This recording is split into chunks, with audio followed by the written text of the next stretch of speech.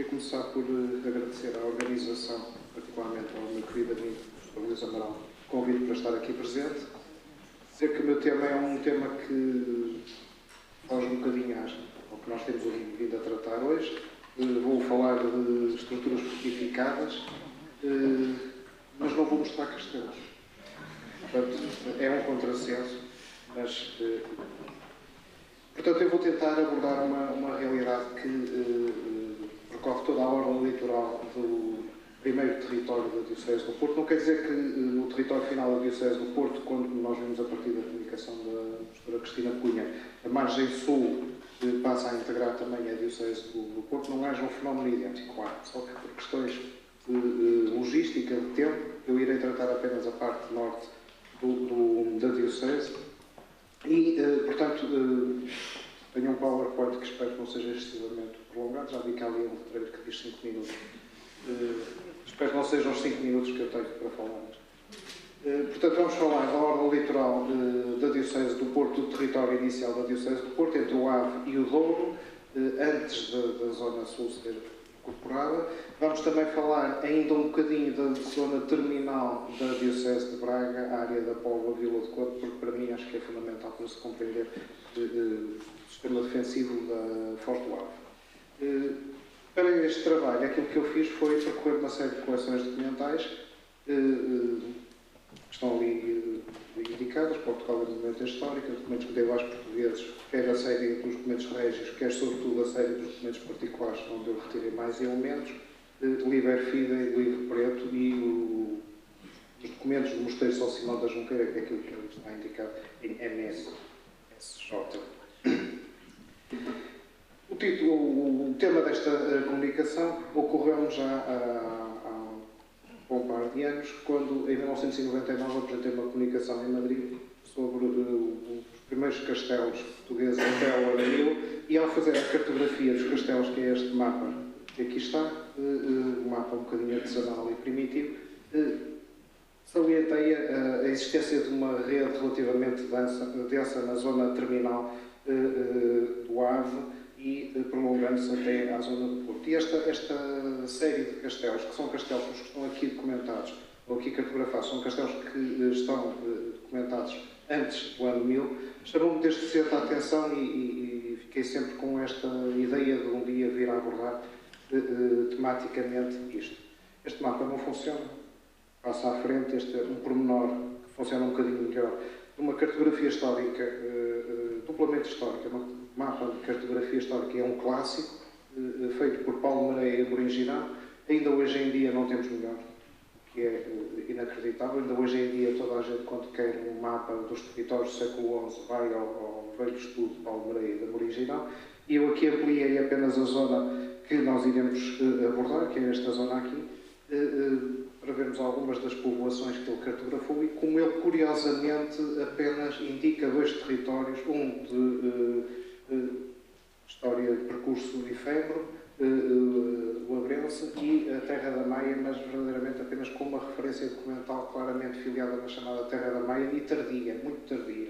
E, portanto, vamos a ver o que é que nós conseguimos com esta nossa pesquisa, não é? Portanto, aquilo que eu fiz foi proceder a um levantamento de uma série de referências documentais que, para as pessoas que percorrem os documentos medievais do século XI, XII, conhecem abundantemente, este tipo de expressões, como aqui está a Vila de Retorta, localizada a sul dos Castro Bove, sobre a alçada do Castro Boi, e depois o resto das referências: território portugalense, Rio Ave, junto da ordem litoral. E ao percorrer estas várias coleções documentais, os diplomatas de carta, os documentos régios, os documentos particulares 3 e 4, os documentos não são inseridos, mas não há nada, entretanto ultrapassavam 1200, que era a data que eu tinha posto como limite. E mais os documentos de São Simão da Junqueira, Liber Fidei e Livro Preto, consegui reconstituir um total de 307 documentos que têm referências para a área que nos interessa. Não vou massacrar, obviamente, com 307 documentos, e foi essa a minha base.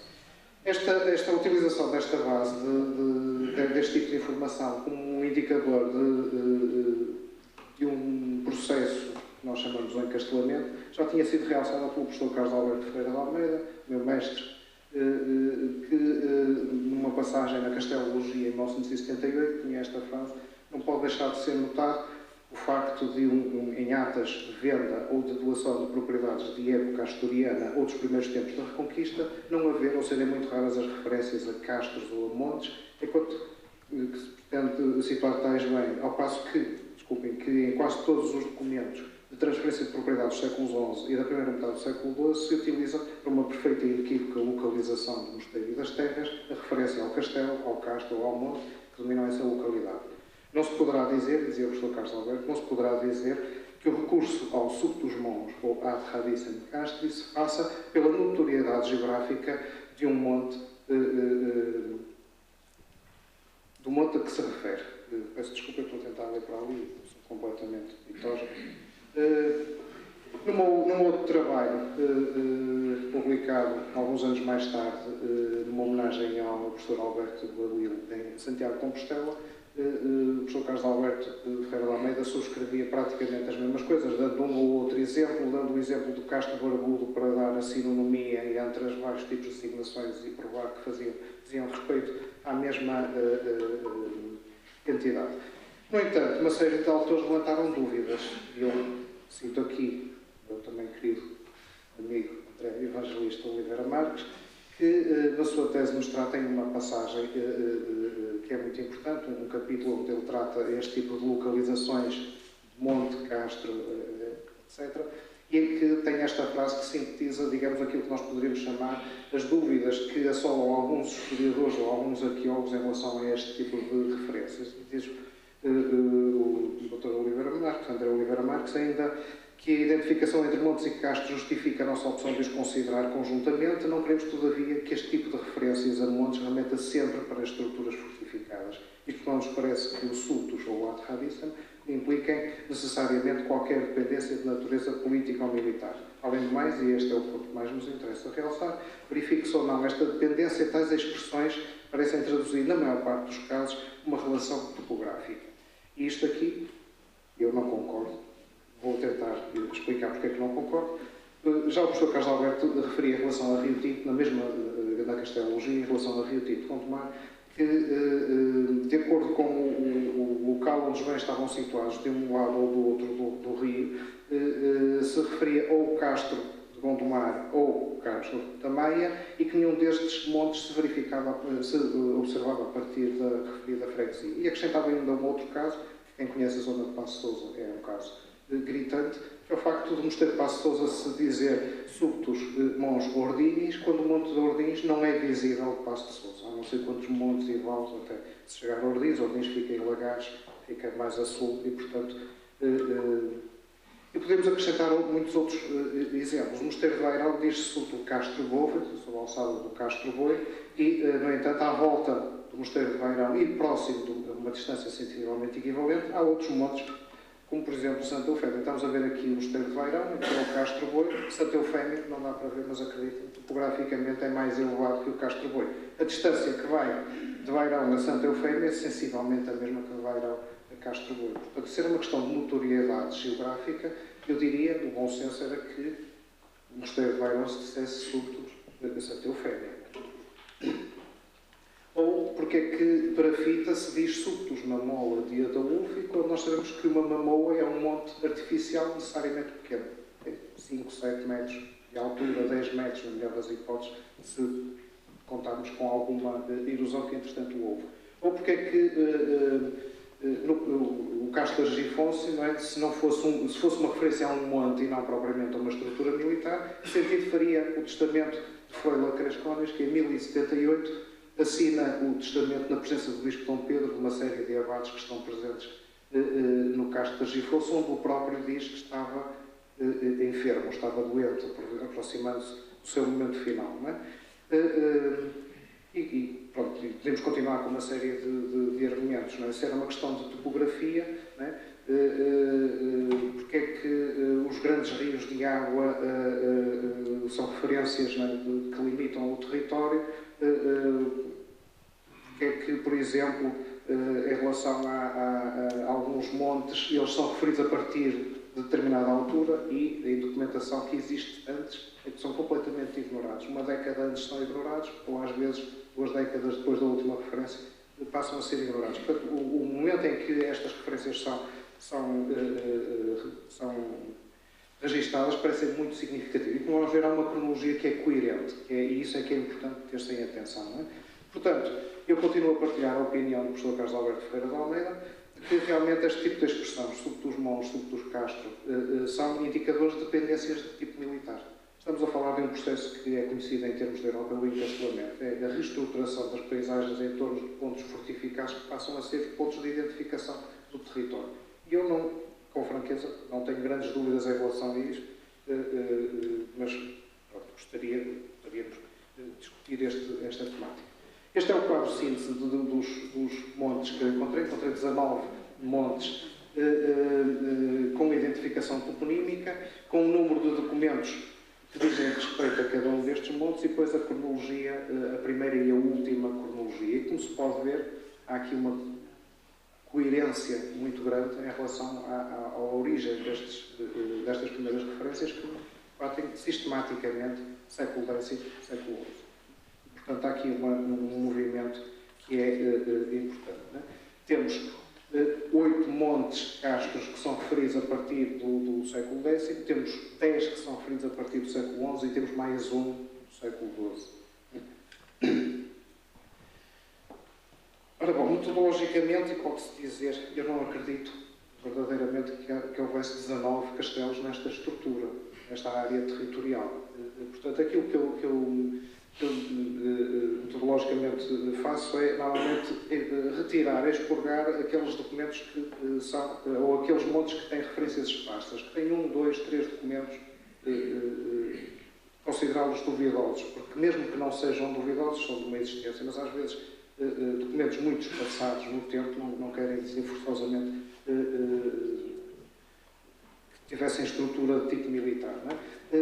E, portanto, retirando esses documentos, eu assinalei aqui à amarela aqueles que ultrapassam os 5 documentos, para incluir São João o Castro São João, hoje Vila do Conde, porque verdadeiramente aquilo que eu tinha colocado inicialmente era com mais de 10 documentos, e com mais de 10 documentos a única coisa que acontecia era excluir o Castro de São João de Vila do Conde. Portanto, a diferença não é grande, eu acho que em relação ao Castro de São João não tenho grandes dúvidas. Não é? Portanto, temos aqui uma série de estruturas que, pela regularidade das referências, me parecem indiscutivelmente dizerem a respeito das estruturas de tipo militar. Terroso, Argifonso, Bagunte, São João Vila do Conde, Castro Boi, Monte Faro, Castelo da Maia, o Castro, este é o da Vioso e do Castelo da Maia, o Castro da Maia e Águas Santas, Pedras Rubras, São Gens, Guifões e Gondomar. E depois deixamos de parte alguns que eu tenho quase a certeza que eram castelos, caso, por exemplo, de Mafamude, em Aldoar, era, provavelmente. O problema é que nós não temos mais nenhuma referência e, portanto, eles desaparecem. Estas estruturas têm uma óbvia relação com o sistema viário. Isto é daquelas premissas que todos os autores sublinham. Assim, com a Perloca Marítima, com a via mais ocidental, temos São Gens, Pedras Rubras, Castro Boi, Bagunte e Argifonso, estão todos posicionados sobre esta linha de comunicação. Sobre a via que conduzia a Braga, temos Avioso e Monte Faro. Aqui, cartografia a vermelho, temos os vários pontos que eu considerei, e temos aqui a via Perloca Marítima, e dá para ver Custóias, Vioso, Castro Boi, desculpe, que está na versão latina, e depois em cima Argifonso e Bagunte, portanto todos alinhados ao longo desta via de comunicação. E como vêem, do ponto de vista topográfico, temos alguns montes bem mais notórios na paisagem que são ignorados na documentação, não são referidos. Portanto, se fosse uma questão de referir pontos geograficamente destacados, as opções poderiam ser outras. E temos também relações óbvias entre castelos e mosteiros. Há mosteiros que estão sistematicamente indicados sobre a alçada da mesma estrutura, como é o caso de São Simão da Junqueira em relação a Bagunte, Vairão em relação a Castro Boi, Moreira da Maia em relação a Pedras Rubras e Leça em relação ao Monte de Custóias. Temos aqui um mapa que dá uma espécie de dimensão do número de povoações dependentes de cada estrutura. Dá para perceber que Castro Boi é uma estrutura que é fundamental entre a zona do Ave e o Val do Lessa, domina toda esta área com uma extensão impressionante, e às vezes povoações muito distantes. Freixeiro, aqui junto a Parafita, chega a ser indicado subto de Castro Boi, e eu pergunto se não há mais nenhum ponto orograficamente significativo para localizar a vila de Freixeiro, se quer indicar onde é que ela estava posicionada. Portanto, vamos então agora ver a norte do Ave, eu não sei quanto tempo. Vamos começar por ver a norte do Ave os castelos que nós temos identificados. O primeiro é o caso de Monte de Lanudo, corresponde a Laúde, São Félix de Laúdos. Tem uma referência documental única e, portanto, não é muito significativo. Este é o posicionamento, não interessa. Tem um documento de 1033 que localiza 3 povoações, uma povoação e mais 3 limítrofes. Laúdos é conhecido como tendo tido um castro, onde apareceram as célebres arrecadas de Laúdos publicadas por José Fortes nos inícios do século XX na revista Portugália. Está localizado num ponto claramente destacado na paisagem, não muito longe de Terroso. Terroso, como vamos ver, vai claramente ultrapassar Laúdos em termos de importância, e temos aqui a localização de Laúdos em fotografia aérea e o monte que foi completamente destruído na parte superior com aquela organização e com a implantação de uma capela, e que hoje em dia não tem vestígios. Mas se há coisa que distingue todos estes pontos é a extraordinária visibilidade que tem sobre a linha do litoral. Isto acho que é fundamental para nós compreendermos esta rede de pontos. Como podem ver, do alto de Laúdos tem-se uma vista que vai desde Monte Faro de Esposende até ao sul. Aqui é Terroso, este monte aqui é Terroso, e ainda continua mais para sul. Portanto, há um domínio extraordinário da paisagem. O segundo que vamos apresentar, estamos a ir de norte para sul. Terroso tem uma cota de 143 metros de altitude, tem 11 documentos identificados entre 953, portanto, meados do século X, e 1187, mas a maior parte dos documentos ficam pelos meados do século XII. Isto também é uma data muito significativa. A partir dos meados do século XII, na maior parte dos casos, o volume de referências começa a ser residual. Portanto, há a ideia que são mais hábitos do ponto de vista de diplomática, do que propriamente de importância das estruturas. Não é? E, portanto, temos um documento para o século X, temos 9 documentos para os finais do século XI e primeira metade do século XII. Terroso está aqui localizado. Temos aqui o Monte da Cividade de Terroso. Eu tinha marcado um L amarelo para ser visível, mas aqui o amarelo sai esfoliado, portanto ficou camuflado nas cores da fotografia aérea. Temos aqui o Monte de Terroso, com o seu povoado bem conhecido, foi escavado nos inícios do século XX, foi depois escavado pelo Dr. Armando Coelho da Silva, que está aqui presente, e tem sido ultimamente estudado pelo meu colega e amigo José Flores, que tem continuado com o professor Armando Coelho o estudo desta estação. Uma estação que é importantíssima e que tem uma importante romanização. Tem imensos vestígios do ponto de vista das estruturas do castro em si, não tem nenhum vestígio de estrutura medieval, e é aí por isso que eu digo que não vou propriamente mostrar castelos, porque infelizmente não tenho grandes castelos para mostrar. Não é? Temos uma paisagem, um domínio fantástico sobre a linha de costa, não é? E portanto é uma estrutura que vai coordenar este território a norte do Vila de Conde e desta zona final, digamos, do espaço bracarense. O Castro Piloso, que eu localizo com o Monte de Picoto, tem apenas 2 referências documentais, portanto é uma destas estações que eu, em princípio, excluiria, que são 2 documentos ainda por cima passados uma semana entre eles. Portanto, não é significativo do ponto de vista de documentação sequer. O Castro estaria localizado neste ponto aqui, portanto, muito próximo de Terroso, mas na parte voltada ao interior e sem vista para o mar. Portanto, Argifonso, já aqui falamos, é um caso excepcional. Foi noticiado o Fernando Russell Cortês, que chamou a atenção para a importância desta estação. Fica na orla de Bagunte, periferia do Monte Bagunte, tem 15 referências documentais diretas ao Castro, e entre 985 e 1177, no total são 10 localidades que são identificadas na dependência deste Castro. A partir de 1052 começam a desaparecer as referências documentais e, entretanto, há uma outra estrutura que surge referida nesta zona e que tem rigorosamente as mesmas localidades que Argifonso. E, portanto, eu entendo que provavelmente houve uma alteração toponímica em relação a esta estrutura. Não é? Como disse aqui, que Freire Crescona está doente na fase terminal e dita o seu testamento perante o Bispo Dom Pedro e perante uma série de abades que compareceram neste castro, e, portanto, o castro era uma estrutura erguida, era uma estrutura construída. Não é? Não se estranhe que os castelos desapareçam. Costumo citar como exemplo máximo o caso do Castelo de Neiva. Em 1385, Nuno Alves Pereira cerca o Castelo de Neiva, toma o Castelo de Neiva, que tinha torre de muralha e muralha. Tinha torre de homenagem e muralhas. E hoje em dia não tem uma pedra para mostrar ao visitante, não há um cilhar. Desapareceu tudo. Portanto, estes castelos, assim como se constroem-se. E muito mais estes castelos da época recuada, que eram feitos com materiais perecíveis e às vezes muito fracos. Não é? Bagunte é este monte que aqui está. Aqui temos a civilidade que fica à frente. Portanto, temos aqui o Bagunte. O Bagunte está ligado com a via medieval que passava aqui na zona dos Arcos e que tem uma ponte que já está referida como Ponte Petrina no século X. Portanto, já era ponte de pedra no século X. E temos o Bagunte.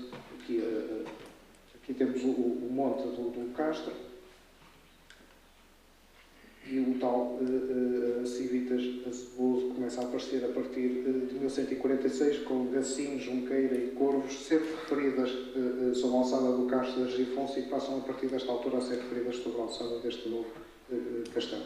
Bagunte, a civilidade de Bagunte toda a gente conhece, é um povoado castrejo romanizado com uma extensão significativa, um povoado muito extenso, dá uma cota de 195, tem 34 documentos referidos para esta estação, entre 971 e 1199, com um total de 16 localidades. Né? O Castro está nesta zona aqui, voltado a este ponto B, Bagunte, e tem na zona da Acrópole uma área extensíssima com marcos geodésicos, indicando que é um dos pontos significativos da orografia desta zona, como é óbvio.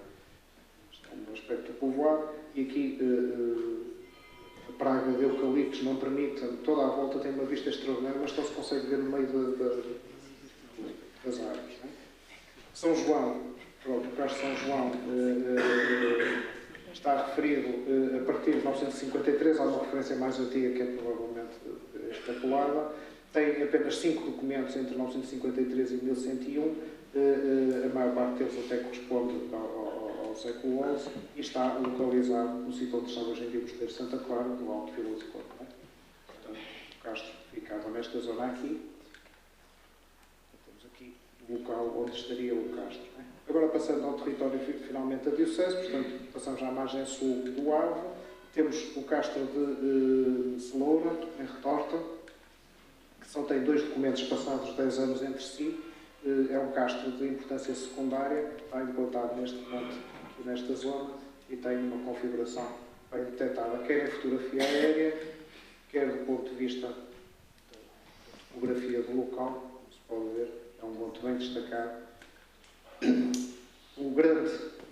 A grande estrutura desta zona era Castro Boi. Castro Boi temos um total de 61 documentos relativos a Castro Boi, claro que em boa parte fruto do dinamismo dos territórios monásticos, não é? Mas de qualquer maneira, eu depois irei publicar esta tabela com o tipo de expressões que aparece na documentação. Portanto, são 61 documentos entre os inícios do século X, 1907, e os finais do período considerado 1200, sendo que a partir de determinada altura, a partir de 1143, só voltamos a ter uma referência, ou seja, há um enorme hiato entre a penúltima e a última referência. O Castro está localizado aqui, zona de Santo Ovídio, Bairão, o mosteiro fica ali, portanto, relativamente perto de Bairão. É um monte muitíssimo destacado na paisagem, como se pode ver, com uma vista, um domínio sobre a linha do litoral impressionante, com evidentes linhas de muralha e também teve um povoado fotohistórico, com cortes no afloramento e com vestígios de presença de muralha, e esta é realmente uma das estruturas mais referidas na documentação desta época no Entrave e Douro. Monte Faro tem 48 referências, portanto, Monte Faro é a segunda ou terceira estação do ponto de vista do número de referências, e entre os inícios do século XI e os meados do século XII, Monte Faro fica aqui, não muito longe do castelo de Avioso. Portanto, temos aqui a zona de Monte Faro. Avioso, São Pedro de Avioso é a estrutura, uma das estruturas mais interessantes do ponto de vista desta zona da Terra da Maia. Tem 12 referências documentais a Avioso, mais uma 13ª referência que é extremamente interessante, que é registada nos registros analísticos da altura, a morte de Gonçalo Trastemires em Avioso, onde foi assassinado, onde foi morto violentamente. Isto está referido no Crónicon Coniglicense e na Crónica de Autónomo, e portanto Avioso fica no chamado Castelo da Maia. É este monte pronunciadíssimo, hoje em dia no meio da malha urbana, com grandes dificuldades de conseguirmos. Aqui está a capela, portanto a cota máxima é aqui em cima. Dá para ver todo o trabalhado e toda a transformação deste monte posteriormente, com desníveis abruptos, infelizmente tudo muito alterado, tudo muito trabalhado. Maia, Castelo, aquilo que depois vem a ser, a ascender a Castelo da Terra da Maia, tem 8 referências documentais entre 1045 e 1115, depois a partir de 1200 há uma série de referências que eu não recolhi, nomeadamente até das Inquisições do século XIII, ao Castelo da Maia. Ficava junto a Águas Santas, no Monte do Castelo, um monte com um grande desenvolvimento em altitude e que tem esta configuração, esta zona aqui.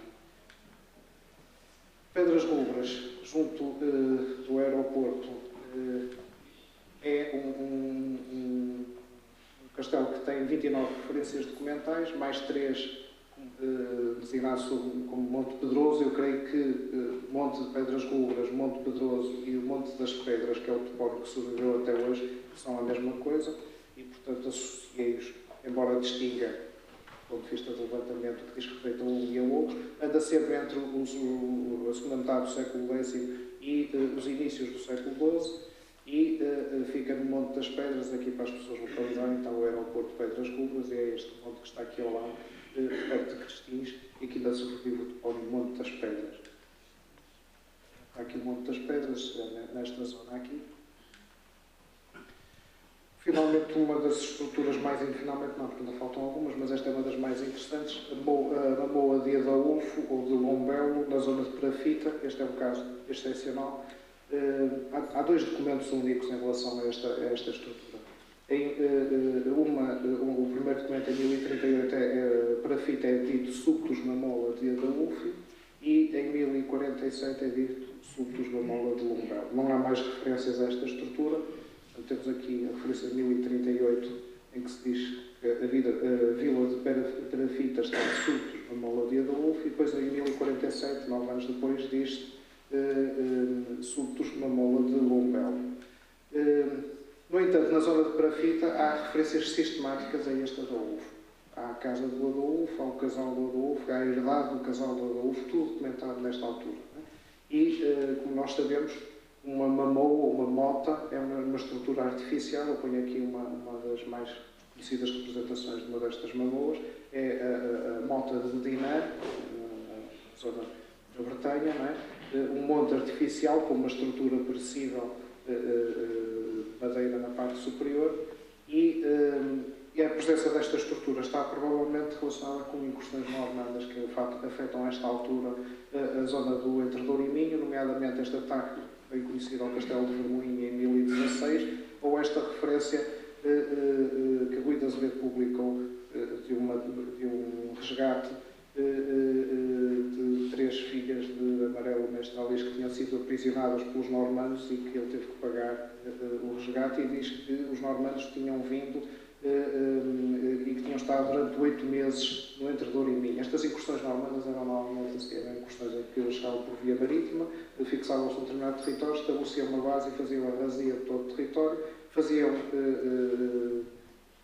reféns, negociavam os reféns e depois então iam-se embora, não é? E provavelmente, não estou a dizer que seja coisa, mas provavelmente noutras zonas da Europa a multiplicação de motas tem a ver com razias normandas ou vikings. Portanto, provavelmente poderá ter a ver com esta razia. Ou com uma outra que há pouco depois, em 1026, que é uma incursão feita pelo Conde Wulf da Dinamarca, que afeta também esta zona da zona ocidental, até à zona da Terra de Santa Maria. A mota de parafita fica nesta zona aqui, foi identificada há muito pouco tempo, há uns 3, 4 anos, e curiosamente houve uma sobrevivência toponímica. A mamoa de Adaúfo deu origem a um topónimo que é Madolfo, né, que não aparece na carta 25 mil, mas aparece nos levantamentos 10 mil, e que está plasmado nas vielinhas do bairro onde está a estrutura da mamoa. A rua de Madolfo, a travessa de Madolfo e a viela de Madolfo, tudo à volta de um monte, e o monte é este que aqui está, as duas que eu referi estão nesta zona aqui, portanto o monte está aqui, temos um levantamento feito pelo Ricardo Teixeira e pelo Gabinete de Arqueologia, e ele está ainda hoje em dia preservado, aguarda agora a intervenção arqueológica, portanto temos a mamoa perfeitamente identificada. Depois de um caso identificado nas terras de baixo de Luís Fontes, este é o segundo caso de mamoas ou motas medievais identificadas entre nós. E com uma vista do alto do monte, esta fotografia é tirada do alto do monte, portanto esta vegetação é o alto da mamoa, da mota de Adaúfo, temos uma vista que vai até à linha do horizonte, até ao mar, portanto um domínio perfeito em todas as direções. E com o aparecimento de vestígios de taipa no interior, portanto provavelmente uma estrutura com materiais possíveis na parte superior. Rifões, toda a gente conhece, o Castro de Rifões tem 15 documentos entre os meados do primeira metade do século XI e os meados do século XII. Portanto, é uma estrutura que é muito sistematicamente referenciada como defesa da foz do rio Leça e ligado com a exploração do sal e com as salinas que havia nesta zona, e que está bem visualizado na paisagem. São Gens, Monte Custóias, ficava em São Gens, tem 33 referências documentais, que é nesta zona aqui. Foi, infelizmente, nesta área aqui, foi completamente destruído, foi a pedreira utilizada, ou foi o monte que foi convertido em pedreira quando foi da construção do Porto de Leixões, e, portanto, foi desmontada a estrutura do monte. Mafamude, tal do ar, isto não pode ser confundido com o Mafamude da zona sul do Douro, não tem nada a ver com isto, é em relação a Aldoar. É um local não identificado, há 3 documentos, todos do século X, em que se localiza a povoação de Aldoar, que é uma igreja com uma origem muito remota, sempre sob Mafamude, Mahamudi ou Mahamud. Portanto, ainda por cima, preservando bem a grafia à maneira muçulmana. Não é? Finalmente, e agora sim, para acabar, Monte Alto do Castro Mau, na zona leste já da cidade do Porto. Este é uma estrutura da qual Baguim está referenciado. Tem uma referência como Castro Mau e 2 como Monte Alto, exatamente para a mesma povoação. Ainda hoje em dia, em Baguim do Monte, logo o monte que está sobre a ceira Baguim do Monte, chama-se Castro Mau. Portanto, não há dúvida na sua localização. Portanto, fica aqui nesta zona. E vamos agora ver, este é o Castro Mau, e aqui fica a povoação de Baguim. O Castro Luneta tem 3 referências documentais, uma nos finais do século XI e depois 2 ligadas com a Carta de Couto da Dona Teresa e com a ampliação dos limites da Dona Teresa. O Castro Luneta ficava aqui na zona de Campanhã. Hoje em dia fica aqui em Noeda, fica aqui nesta zona, parcialmente destruído. E por último, Gondomar, que tem 11 referências desde os meados do século X até aos finais do século XI e que fica na zona da povoação de Gondomar, bem destacada na paisagem. Não é? Por fim, esta é a última cartografia que eu queria apresentar, que era as relações de dependência de cada, ou seja, as povoações que estão dependentes de cada estrutura, mas creio que isto não é visível nem sequer para a primeira linha, quanto mais para a última linha da sala. Isto será publicado, a cartografia foi feita por o Dr. Miguel Moreira da Faculdade de Letras.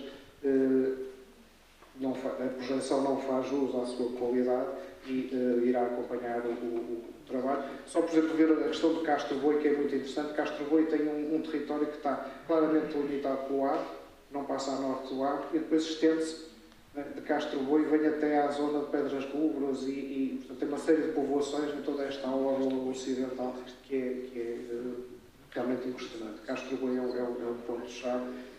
Quem diz Castro-Boi diz Guifões. E, curiosamente, todas estas estruturas são estruturas que são periféricas a duas zonas que eu gostaria de compreender melhor, que é a zona da Terra da Maia, que tem bastante menos estruturas do que seria de esperar, e sobretudo a zona do Porto, onde, dentro da área territorial daquilo que nós chamamos hoje em dia a cidade do Porto, nós temos um grande vazio do ponto de vista destas referências documentais. Gostaria de compreender. De qualquer maneira, há aqui uma clara concentração destes castelos que se vão concentrar na Foz do Ar, na Foz do Leça e depois na zona abaixo, aqui na zona do Leça-Porto, no Famudo, Custóias, Guifões. E, portanto, é esta rede de castelos que surge todos sistematicamente no século X, que estão, na maior parte dos casos, há um caso de 1907, que é Castro-Boi, a maior parte deles surgem nos meados do século X, estão operacionais entre os meados do século X e os inícios da primeira metade do século XII, e depois começam a desaparecer a partir da primeira metade do século XII. Creio, depois serei interrogado em relação a isto, creio que isto espelha uma realidade, que é uma realidade que é comum a outras zonas da Europa, que se chama encastelamento. É um processo de fortificação da paisagem, de reestruturação da paisagem em relação a pontos militares. Até agora tivemos a ouvir falar em reestruturação em relação a pontos eclesiásticos, a diocese e outras estruturas. Eu fujo um bocadinho à temática e foco esta organização da paisagem em relação a estruturas militares. Como disse, Castelos não temos nenhuma estrutura sobrevivente. Só para concluir, quando foi identificada a mota para fita, o Presidente da Câmara de Matosinhos ficou entusiasmado porque finalmente ia ter um castelo no Conselho de Matosinhos. Mas quando chegou à mota de parafita ficou muito desconsolado e a vontade de investimento na mota de parafita esmorou-se, voou. Ficou por aí. Muito obrigado.